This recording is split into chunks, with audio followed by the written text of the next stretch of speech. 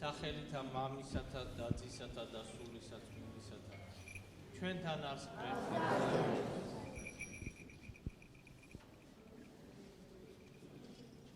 ქრისტეს მიერ საყვარელო მანო და დანო დღევანდელ კვირას ეწოდება საშინელი სამსჯავროს ხსენების კვირა ასევე უწოდებთ ხორციელის კვირას რადგან ეწოდება მას საშინელი სამსჯავროს ხსენების რამე თუ დღევანდელ სახარებაში იქნა წაკითხული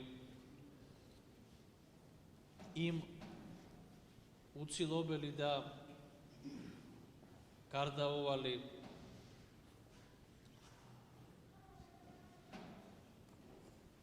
დღის შესახებ, როდესაც ადამიანები წარდგებით ღვთის წინაშე და ყველა განისჯება საქმეთაებ და გულის დადებთა თვისაებ და როგორც მოვისმინეთ დღევანდელი წმინდა წერილის წაკითხვისას დასდგენ მარჯვენილით მართალნი ხოლო მარცხენით ცოდვილნი და სიტყვა მართალთა მივართ იყოს მოვედით ჩემ და საყვარელნო ჩემნო ხოლო ცოდვილთა მიმართ წარვედით ჩემგან რამე თუ არა გიცი თქვენო და რატომ საყვარელს საყვარელდებულნი არიან ზოგიერთნი ხოლო ზოგიერთნი საერთოდ უცნობი ღვთისათვის ამასაც ამბობს წმინდა წერილი რამე თუ მიხილეთ მე შიერი წყურვალი შიშველი საპრობილესა და ავამყოფობასა შინა და არ მეცით მე არცა ჭამადი არცა სასმელი არცა შემმოსეთ მე არცა ნუგეშინის ცემულ ვიქმე თქვენგან და როცა ეკითხებიან ცოდვილნი რატომ უფალო როდის გიხილეთ ჩვენ შიერი წყურვალი შიშველი თუ საპრობილესა და ავამყოფობასა შინა პასუხობს რაოდენი რა არ უყავთ ერთსა მცირედსა ჩემგანსა მე არ ვიყავითო ანუ რაოდენი არ გაუკეთეთ მოყვას მე არ გამიგეთეთ ეს დღე განკითხვისა ყველა გარდა საყოველთაო განკითხვისა რომელიც თელს კაცობრიობას ელოდება განკითხვის დღე ყველა ჩვენთაგანსაც ელოდება გარდაცვალების ჟამს წარდგებით ღვთის წინაშე ჩვენი ცოდვებით ჩვენი სიმართლით ჩვენი სიკეთით თუ ჩვენი ბოროტებით და როგორც წმინდა მამები ამბობენ რომ ამ ჟამს სული ადამიანისა არის უძლური საკუთარ თავს დაეხმაროს თუ ეს არის კერძო განკითხვა ანუ გარდაცვალების შემდგომ სულის ღვთის წინაშე წარდგომა ამ სულის შველა კიდევ შესაძლებელია თუ ის ცოდვილია შესაძლებელია ეკლესიის ლოცვით შესაძლებელია მისი ჭირისუფლის ლოცვითა და ქველის საქმეთ ამ სულის გადასარჩენად მაგრამ საყოველთაო განკითხვის ჟამს უკვე ვერავინ ვერ შეეწევა ვერც საკუთარ თავს და ვერც სხვას ყველა წარდგებით ღვთის წინაშე ჩვენი საქმით და ჩვენი გულის დადებით მამები ბრძანებენ, რომ ადამიანი ვერ დამალავს ვერც თავის ცოდვას და ვერც თავის სიკეთეს. ვერ დამალავს იმიტომ, რომ ყოველივე იქნება ასახული მის სხეულზე. სხეულზე არა მატერიალურზე, არამედ უნივთო სხეულზე, ისეთზე, როგორიც ქრისტეს ჰქონდა აღდგომის შემდგომ. და აი ეს სხეული უნივთო ატარებდეს იქნება ყველანაირ ნიშანს ადამიანის მისწრაფებისა, ადამიანის ცოდვის თუ ადამიანის სიკეთის. რომ წარმოვიდგინოთ ეს თუ როგორ არის შესაძლებელი, გავიხსენოთ საკუთარი თავი ამ სხვა ადამიანი, რომელიც ჩვენ გვინახია, რომელიმე აი თუნდაც ადამიანი, როდესაც განრისხდება,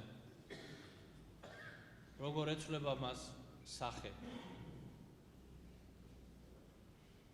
და თუ ადამიანი მუდმივად მრისხანებს და მრისხანება არის ნაწილი მისი სულისკვეთებისა, მაშინ აი ეს ნიშანი და დაღი ასახული იქნება მის სულზე და მის უნივთო სხეულზე ქრისტეს წინაშე. ასე სხვა ყველა ცოდვაც, იმიტომ რომ ყველა ცოდვის ნიშანი ჩვენ რაც არ უნდა ცდილობდეთ და დავმალოთ, ზოგჯერ მაინც გადაირბენს ჩვენ სახეზე.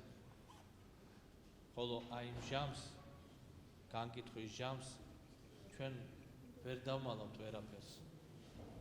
იმიტომ რომ ყოველივე იქნება წარმოჩინებული და მთელი ჩვენი უნივთო სხეული ამაზე მეტყველებდეს იქნება. ამიტომაც ხილებულნი არა ღვთისაგან, არამედ საკუთარი თავისაგან ჩვენ ვიქნებით შერცხვენილნი და ვერც მოვთხოვთ უფალს, რომ დაგვაყენოს მარჯვენით თვისა. ამიტომაც იქნება იმ ჟამს გლოვა და ხრჭენა კბილთაო, როგორ ბრძანებს წმინდა წერილი. რამე თუ ადამიანი იქნება უსუსური, რამეთი უშველოს საკუთარ თავს და აი ეს უსუსურობის განცდა ესეც წუხარებად დაედება მის შეშინებულ სულს. ამიტომაც ქრისტეს მიერ საყვარელო, ეს ჟამი, ჩვენი წუთი სოფელში მყოფობის ჟამი გამოვიყენოთ იმისათვის, რომ სული ჩვენი გაინიწმინდოს ამ საძაგელი ნიშნებისაგან, ცოდვის ნიშნებისაგან, ვნების ნიშნებისაგან. ჩვენ ამისათვის გვაქვს მოცემული ეკლესიური ცხოვრება. ჩვენ ამისათვის გვაქვს მოცემული წმინდა საიდუმლოებანი, აღსარების, ზიარების. და წამს, როგორც ამას საეკლესიო სწავლება ბრძანებს, რომ არ არის ცოდვა, რომელიც არ მიუტევოს ღმერთმა ადამიანს, გარდა შეუნანებელი და დამალული ცოდვისა, ანუ არ აღიარებული ცოდვისა. რამე თუ ბრძანებს წმინდა წერილი, აღიარე ცოდვანი შენი და შეგიწყალოს შენ უფალმანო. აი როგორი არის ღვთის დამოკიდებულება ადამიანის მიმართ, რომელიც აღიარებს თავის ცოდვას. და ამ აღიარებასთან ერთად ადამიანმა უნდა დასდოს სათავე თავისი გამოსწორებისა, ისე როგორც მეძავს ეუბნება მაცხოვარი, რომ არც მე განგიკითხავ შენო, ანუ არ განიკითხავს მას. და ამით აჩვენებს, რომ არა მხოლოდ ახლა არ განიკითხავს, ანუ მერეც არ განიკითხავს, თუ მან შეასრულა ღვთის სიტყვა. წადი და მეც ნუს წოდავ. თუ მან ეს სიტყვა შეინახა, უფალი მას მერეც არ განიკითხავს. იმ ცოდვის გამო, რის გამოც მას უპირებდნენ მოკვლასა და ჩაკოლვას. ასეთი არის მოწყალება უფლის. და ამ მოწყალებას უნდა შევაფაროთ თავი ქრისტეს მიერ საყვარელო. ყველა ადამიანმა, იმიტომ რომ ვინ არის დღეს ჩვენ შორის წმინდანი? ვინ არის ჩვენ შორის მართალი? ალბათ ეს სიმართლე აქვს შენარჩუნებული მეტნაკლებად ბავშვებს რაღაცა ასაკამდე და ეს სისუფთავეც, მაგრამ სამწუხაროდ მერე ვერ ხდება მისი შენარჩუნება, ვერ ხდება ჩვენი დაცემული ბუნების გამოც და ვერ ხდება იმის გამოც, თუ როგორ ვზრდით ჩვენ შვილებს. გვინდა რომ ჩვენმა შვილებმა შეინარჩუნოს ეს სისუფთავე და ამ თავიანთი მდგომარეობით, სიწმინდის მდგომარეობით ჩვენც გვიშველო. თუ გვინდა ეს, მაშინ ვასწავლით ჩვენ შვილებს წმენას ღვთისას, სიყვარულს ღვთისას, სიყვარულს მოყვასისას. ვასწავლით ჩვენი მაგალითი თქვენ. შევეცდებით რომ სწორი მაგალითი მივცეთ მათ და ამას მათთვის კი არ გავაკეთებთ მხოლოდ, არამედ ამას საკუთარ თავსაც გავუკეთებთ. იმიტომ რომ ასეთი სახით აღზრდილი შვილის ლოცვა შეეწევა მშობელსაც და წინაპარსაც, შეეწევა შთამომავალსაც და უშველის მათ. და თუ განკითხვის ჟამს კიდევ რამდენ ცოდვაზე ჩვენ ღვთის წინაშე ვაგებთ პასუხს, ამასაც ამბობს წმინდა წერილი. ამას ვამბობ იმიტომ, რომ ჩვენ უპასუხისმგებლოდ არ მიუდგეთ ამ ჟამს, არ მიუდგეთ ამ უცილობელ დღეს. ზოგჯერ ადამიანები ამბობენ, რომ და დღეს თქვათ ცდელობა არის, რომ ერთი წარმოაჩინონ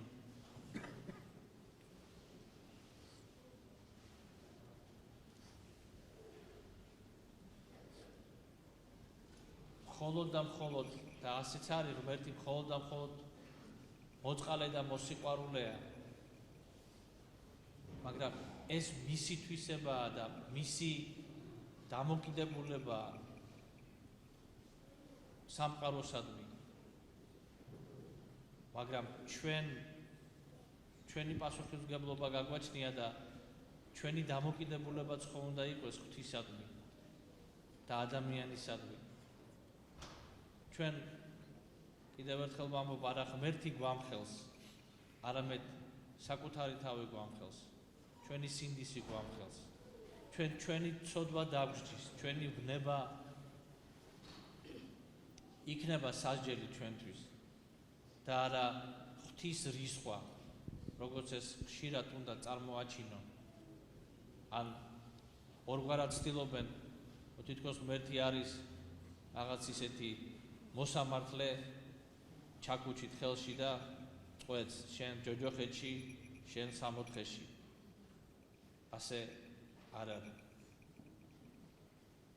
ადამიანი თავისი ცხოვრებით იმზადებს ადგილს. მაგრამ თუ ვინმე თქვა, თუ მე ცხოვრობ პატიოსთან და კარგად, მაშინ მე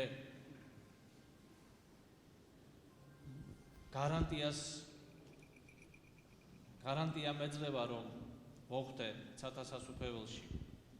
ეს გარანტია არავის არ გვეძლება. იმიტომ რომ ცათა სასუფეველში დამკვიდრება უკვე ღვთის მოწყალებაზე არის. რამე თუ ღვთის მოწყალება რომ არა, ვერც ერთი ადამიანის ძალისხმევა რაოდენ დიდიც არ უნდა იყოს, ვერც ერთი ადამიანი ვერ დაემკვიდრებს ცათა სასუფეველს. ცათა სასუფეველში ჩვენ მხოლოდ და მხოლოდ მკვიდრდებით ღვთის სიყვარულითა და მოწყალებით. ანუ ადამიანმა თავისი საკეთებელი უნდა აკეთოს და ამავ დროს უფალს თხოვოს, რომ მოწყალე იყოს მის მიმართ. მიუხედავად მრავალი სიკეთისა თუ მრავალი ცოდვისა. ცოდვა შეინანოს, სიკეთე კი უშურველად აკეთოს. იმიტომ რომ სავაჭრო არ არის ღვთის სამსჯავრო. და ვერც ვივაჭრებთ ჩვენ იქ. ეს გამიკეთებია თუ ეს არ გამიკეთებია. ყველაფერი თვალ ნათლივ იქნება იქ წარმოჩინებული. და ამიტომაც აი ჩვენი პასუხისმგებლობა ვიცოდეთ ქრისტეს მიერ საყვარელო.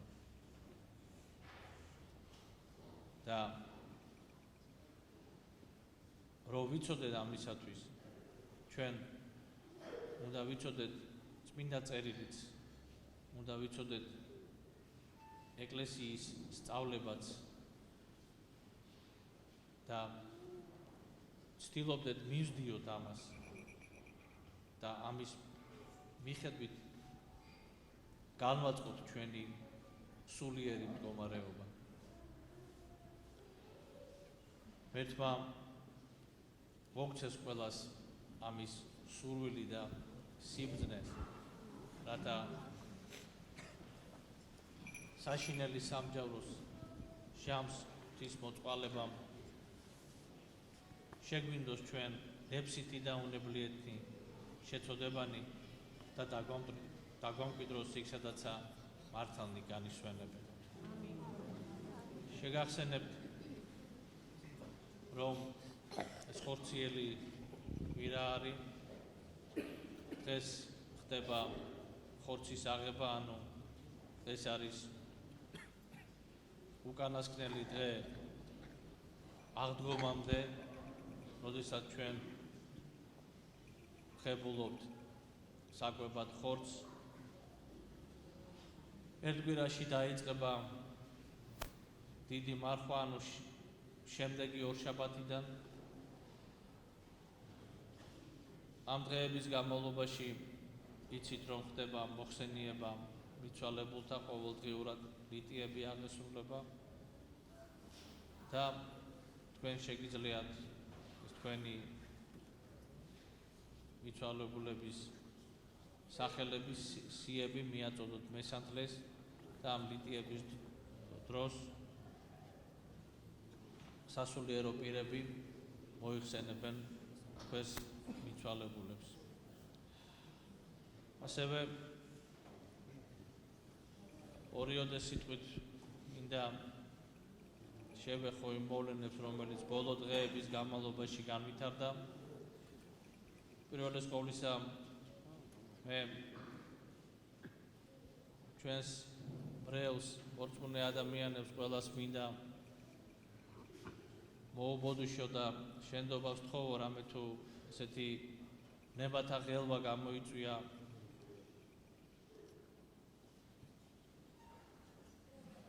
გამოვიწვიეთ ჩვენ სასულიერო პირებმა და ეკლესიის მსახურებმა, მაგრამ აქვე ვიტყვი, რომ შეუძლებელი არის იმის დაჯერება, რომ სასულიერო პირი ნებისმიერი და ამ შემთხვევაში კი ვისაც ეს ბრალდება წაუყენეს დეკანოს გიორგი მამალაძეს, რომ მას ბოროტი განზრახვა და მით უმეტეს განზრახვა პატრიარქის სიცოცხლის ხელყოფისა მას ჰქონოდა. დანარჩენს ყოველივეს გამოიძიებს პროკურატურა თუ ის უწყება, რომლისთვისაც ეს გამოძიება არის მინდობილი და ვფიქრობთ, რომ სიმართლე გამოჩნდება, უდანაშაულონი გამართლებიან, ხოლო დამნაშავენი კიდევ შეინანებენ თავიანთ ცოდვას. თქვენ მინდა გთხოვათ სიმშვიდე და ლოცვა. წმინდა წერილში არის ასეთი სიტყვები: ყოველ ზედმეტ სიტყვაზე აგოს ადამიანმა პასუხი განკითხვის დღესო. ყოველ ზედმეტ სიტყვაზე. ხომ წარმოგიდგენია როგორი ნათქვამია? ყოველ ზედმეტ სიტყვაზე. და თუ ყოველ ზედმეტ სიტყვაზე ჩვენ ღვთის წინაშე განკითხვის დღეს მოგკითხავენ, დავფიქრდეთ, რამდენი არასწორი, ფუჭი, უსიყვარულო,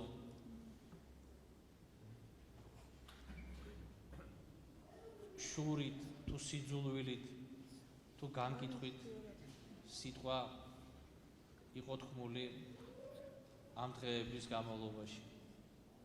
არ აქვს მნიშვნელობა ეკლესიის მიმართ ვამბობ ჩვენ, თუ ზოგადად საუბრობთ, თუ ადამიანს ვეხებით, სამწუხაროდ ასეთ სიტყვებს დღეს საქართველოში მრავლად გაიგებ და წაიკითხა.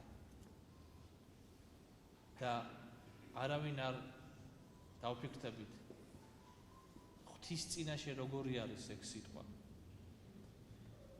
იმასაც არ ვფიქრობ, მოყვასის წინაშე როგორი არის. მხოლოდ გსურს ჩვენი აზრი გადმოვარქვიოთ.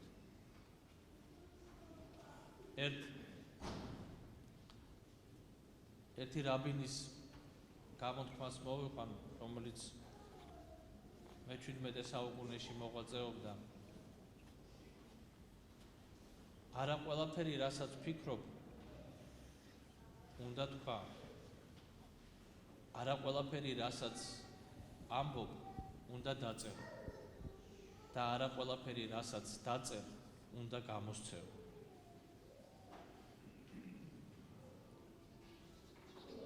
უნდა დავფიქრდეთ ყველანი ამაზე. იმიტომ რომ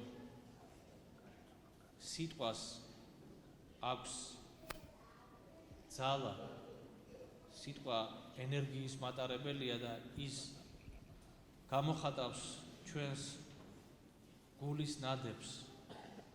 ამიტომაც ამბობს წმინდა წერილი, რომ ადამიანის პირიდან ამომავალნი არიანო სიძვანი, ბრუშებანი, კაცისპლანი, პარვანი, ანგარებანი, რისხანებანი. და არა შემავალი შეაგინებს კაცს, არამედ ამომავალი მისი პირისაგან.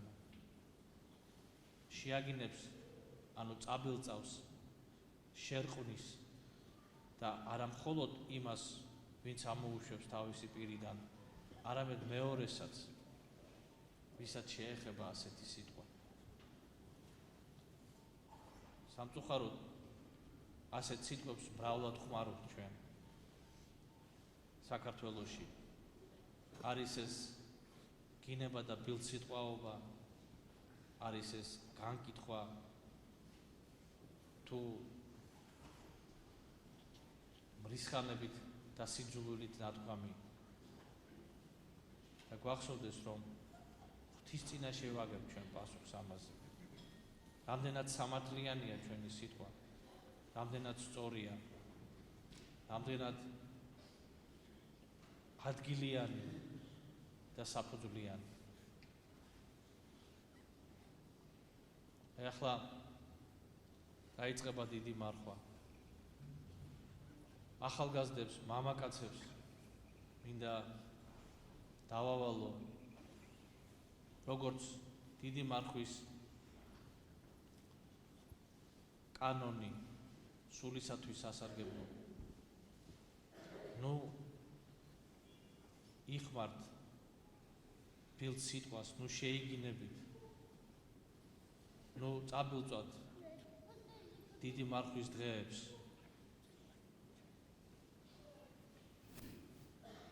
გინებით და ფილწის სიტყვით. და სხვასაც ყველას გვეხება, რომ შევეცადოთ, რომ სუფთად დავიცვათ ეს დღეები და თხოვოთ უფალს, რომ შემდგომაც მოგცეს იმის გონიერება და ძალები, რომ სისუფთავე დიდი მარხვის დღეებისა გახდეს ჩვენი ცხოვრების ნაწილი. ამინ. ერთმა დაგლოცოთ ქრისტეს მიერ.